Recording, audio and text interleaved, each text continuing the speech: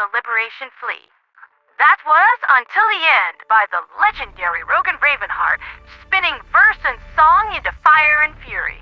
Between that rapid drum beat, the bagpipes, and the growling death metal vocals, whew, no more stims for me, waiter. I am awake now, I promise. So today's top story is, well, there really isn't one. Honestly, it's been kind of slow. The major order is on track for completion, once again, several days ahead of schedule, proving that, once again, bug divers are the best of the best. But it just don't clown on bot or squid divers with song and poetry slams. Why? Too darn busy killing bugs. See what you will about them, but nobody's calling them unfocused. With a full 74% of the Liberation Fleet focused on Gatria with orbital laser precision, and you just know that there's probably a few of them being thrown around in there too, not to mention the DSS offering moral and logistical support complete with pom-poms. The planet is set to be bug-free in just a little over 24 hours. Once again, no drama, no call-outs, no arguments, no support group hugs. Bug divers, they just handle it. They get the job done, no matter what.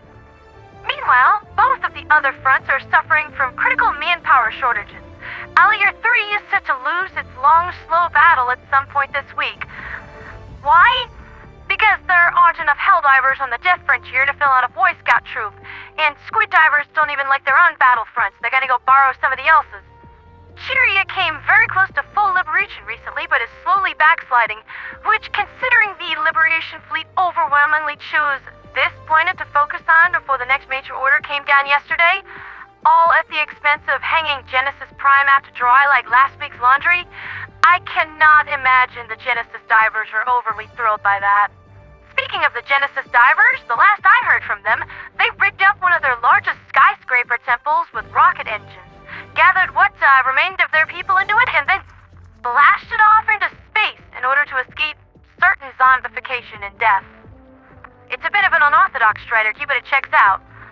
Unfortunately, their little escape rocket project was not finished, and while the impromptu craft is airtight and can last for a while, they're left floating in space without navigation or propulsion, which does provide a little bit of an awkward issue.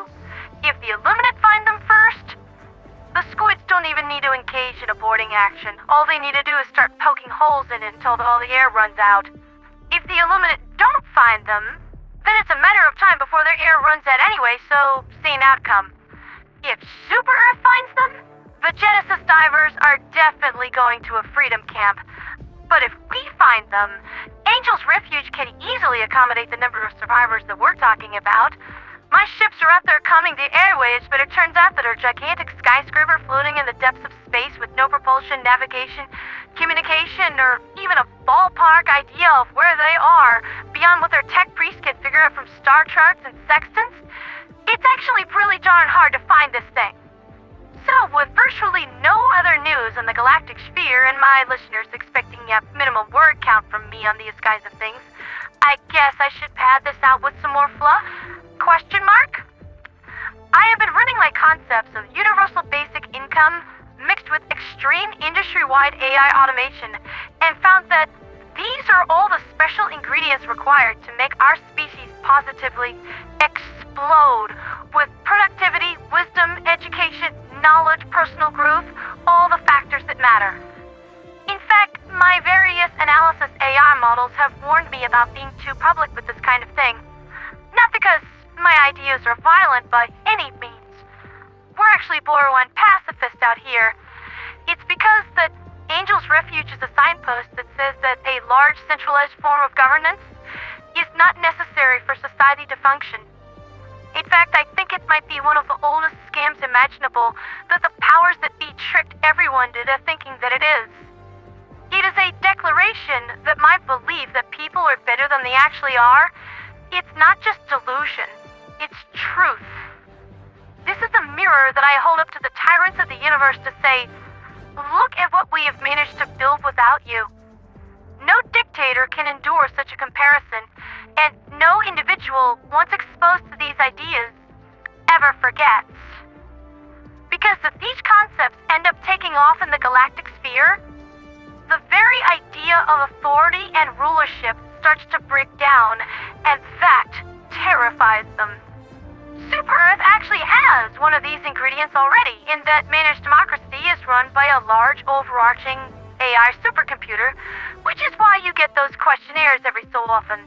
Those are, essentially, your votes. Your ways of influencing the algorithms that should, in theory, shape society. Save for the fact that your ministers, your betters in Super Earth's ruling class, would shoot a French kiss a file spewer, then make a selfless decision that could benefit everybody. They are the sole reason why your society doesn't look like mine yet. They have made the decision to hoard wealth for themselves while keeping the lower classes in squalor and change. Were you aware that the Minister of Prosperity's net worth could afford to pay for the Liberation Fleet's operation at maximum efficiency for at least the next 3 years? That's how much money that one guy has stolen from you. I think it's time to face the facts here, everybody. Trickle-down economics? We've been waiting for that to work for the last 200 years, and the only thing that has trickled down is a bit of amber liquid down the legs of the powers that be when the Illuminate came to invade, and they threw indoctrinated high schoolers into the meat grinder in the universe's most friendly fire-prone panic attack. Watering the roots and lifting up the disenfranchised does work because economics is a closed-loop system. No matter what you pump into it, you will get it back. Allow me to give you an example of this system at work.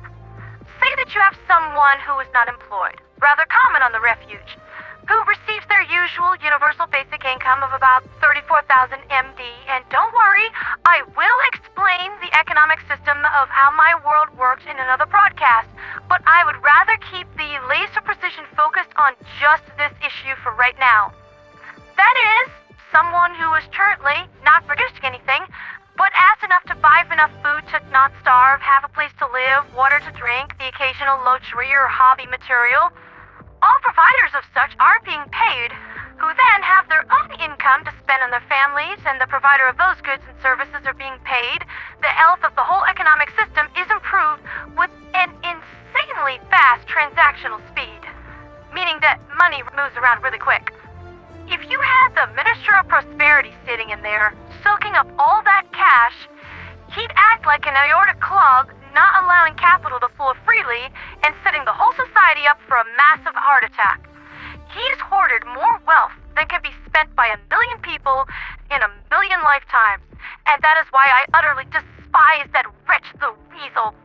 What I am trying to say is that the only reason why Super Earth does not look like Angel's Refuge, why the Illuminate didn't get 5 across the face the instant they showed up, it's because of the Ministry's constant and chronic greedy mismanagement.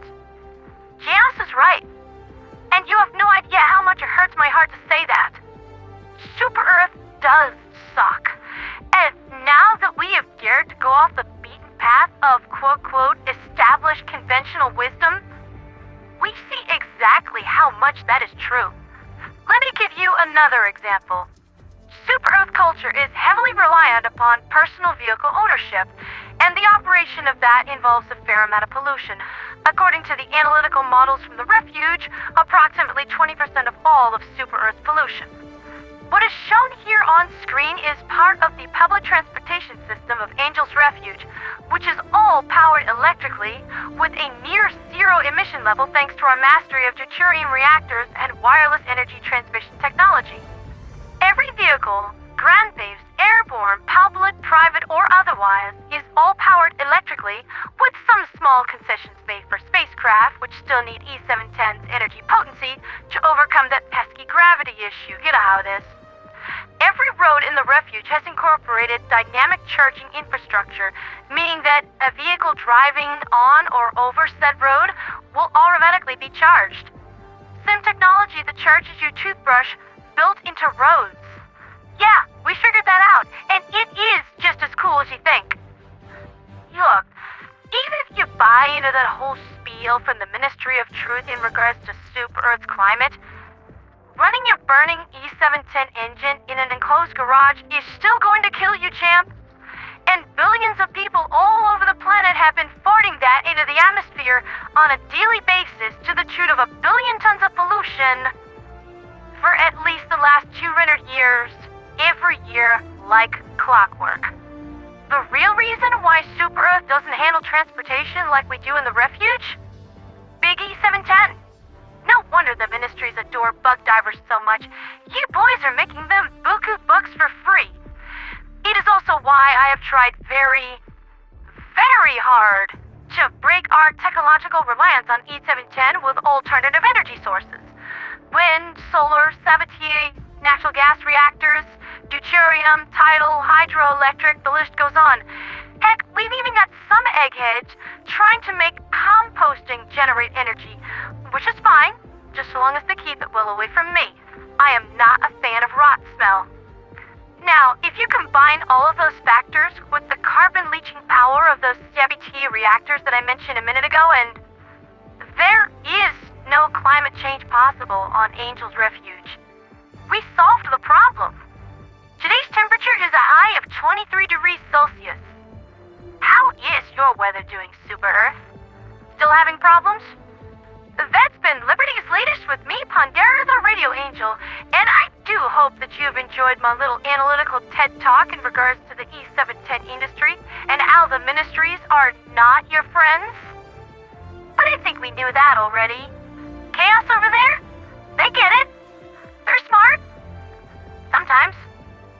Every time that I end up doing one of these, our planet sees a huge wave of immigration, and we've gone from about 7 out of 1,000 to nearly 2 million over the course of the last 2 weeks.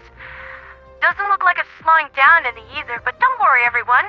There's plenty to go around. Come and join us, my friends. The way that you've been living so far, it doesn't have to be this way. I mean, is this really what you want for your life? Shackled to some dead-end job, enslaved to a high and mighty overseer who barely knows that you exist outside of a spreadsheet for his bottom line? Think about it.